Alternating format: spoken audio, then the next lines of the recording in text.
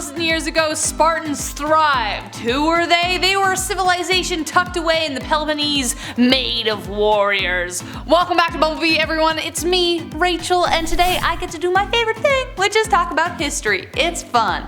I don't know everything, obviously, so today I'll share with you what I learned. Let's count down our list of top 10 messed up things in the life of an average Spartan, with exceptions. Also, Spartans were not average. Anything but. We got straight facts as well, so without further ado, this is Sparta! Poof. Number 10. Lifelong soldiers. From the time they were born to the day they died, men were forbidden in Spartan society to be anything but a soldier. They had to live and breathe battle. How the heck did they do anything else? How'd they get their food, do their taxes, live beyond that? Well, most of the time it was the women who did it, and as well as their slaves, which we will talk about more later. So if men wanted to weave baskets or be an artist, I want to be an actor, dad, be an accountant, or literally do anything else, no go.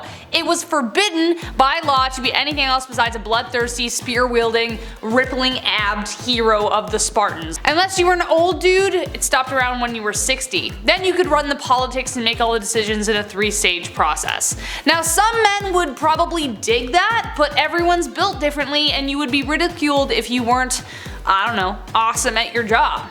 Number 9. Diet and exercise. Living among the Spartans was essentially like living on a diet and exercise retreat in California with all the hippie moms who were like, it's okay, I can just eat an almond and then feel great. And you could never leave. In order to prepare soldiers for the scarcity of war, they doled out rations that were always just like slightly not enough, just slightly insufficient and very bland. I mean, psychologically, if you are building machines for war, probably a smart idea not to make them used to indulgence and make them resourceful. But they were raised with a specific kind of hatred for anyone who did not maintain their physique and diet. If you didn't maintain yourself at peak physical fitness, then you ran the risk of public ridicule and even being banished from the city-state. But they did drink wine, however they were very strict against inebriation and would even get their servants drunk to show the dangers of it. Number 8. Hazing and fighting. Today, we know bullying is bad. I hate it. You hate it. Kids are so mean. Like so mean! And it seems to be an everlasting battle trying to teach people not to be to each other. I don't know, it's just really hard, man. Why can't we just all be nice and get along? But in the Spartan world, hazing and fighting was encouraged. It all goes back to being ready for war mentality. Grown soldiers would often stir up strife and conflict between children in order to toughen them up. Those who showed signs of cowardice, timidity, weakness in general, they would be punished severely. After all, there is no room for retreat in front of the enemy. So literally, while you're getting bullied by your peers, your teacher comes over and joins in. Number 7. Marriage. Marriage. Marriage is what brings us together today, especially if you are 30. On top of training as a warrior your whole life, Spartan men were forced to be married by the age of 30.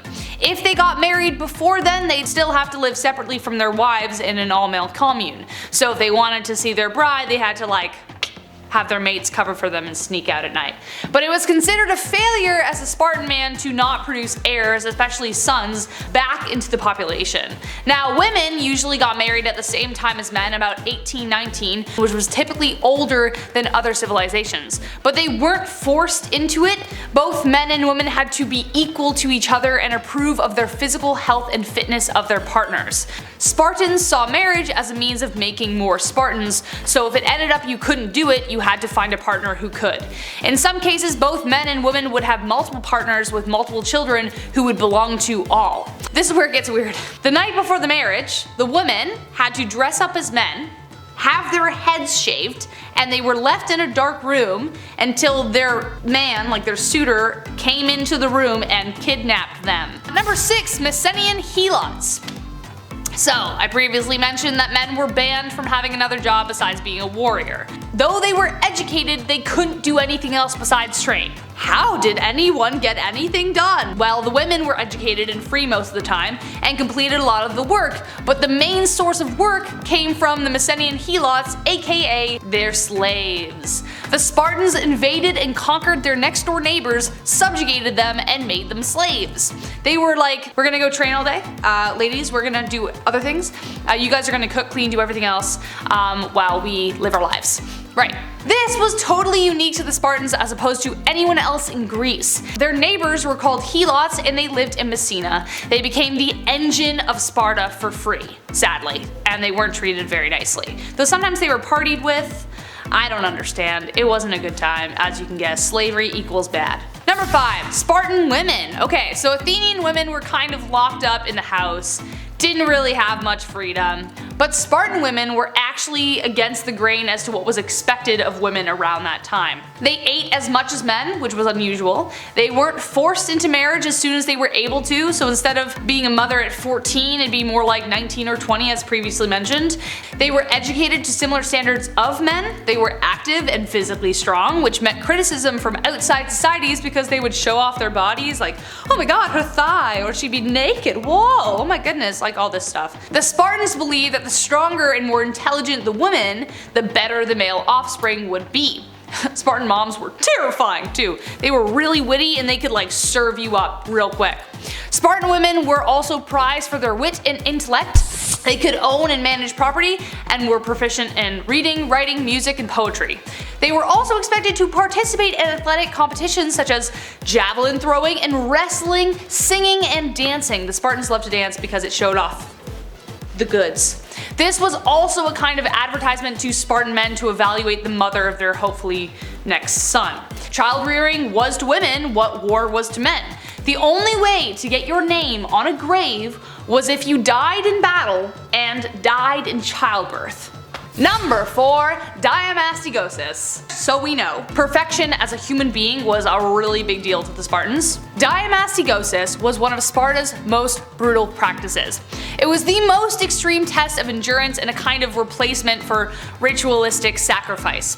Adolescents were flogged in front of an altar at the sanctuary of Artemis or Thea. It was an annual practice used as both a way to satisfy the gods and as a method of testing a boy's resistance to pain. Until their blood flowed toward the altar, the ceremony didn't stop.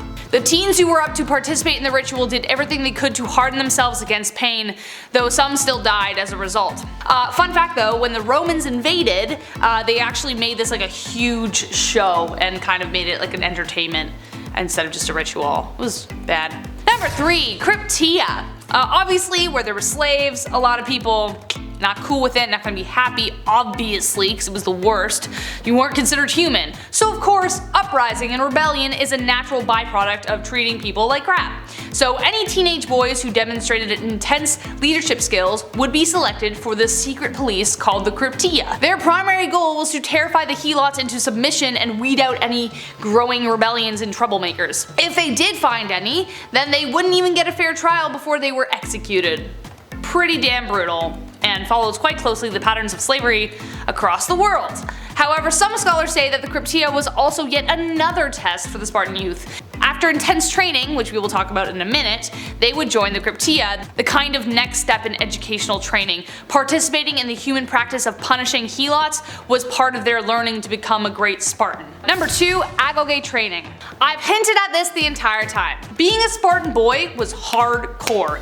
You think you're hardcore for going to the gym every day guzzling protein shakes and lifting weights. By today's standards, you go man, that's awesome. But compared to Spartan youths, you'd look like a Stay Puft marshmallow covered in kittens watching Disney movies. Like, that's what you'd look like. You'd be like, you soft man. Agoge was a state-sponsored compulsory education system which emphasized obedience, endurance, courage, and self-control.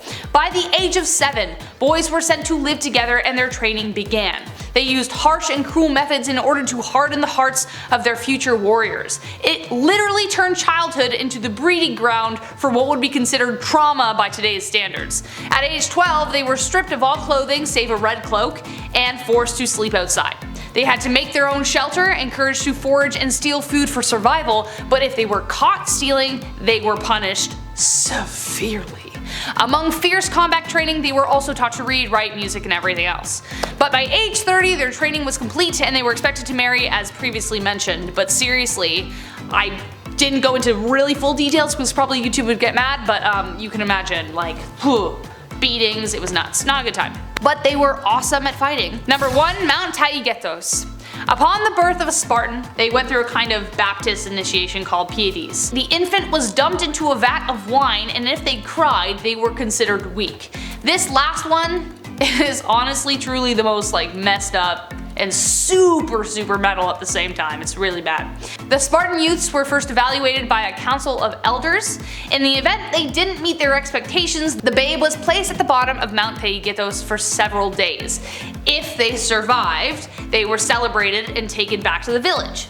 If they died from exposure, the corpse was left behind. The third option was that the babe disappeared via sympathetic passerby, which did happen. The parents had to endure this testing of fate, for only a true Spartan could survive the impossible. This list was super fun to make. Crazy, but fun. My last fact about Sparta is that all the info I just presented to you didn't come from Sparta. Everything we know about Sparta came from records from exterior states who interacted with Sparta. They didn't write anything down about themselves, so who knows what else we do or do not know. I've been your host, Raechel Fisher. If you like this video, show us by pressing thumbs up, subscribing, and commenting. Until next time everyone, stay sweet bees.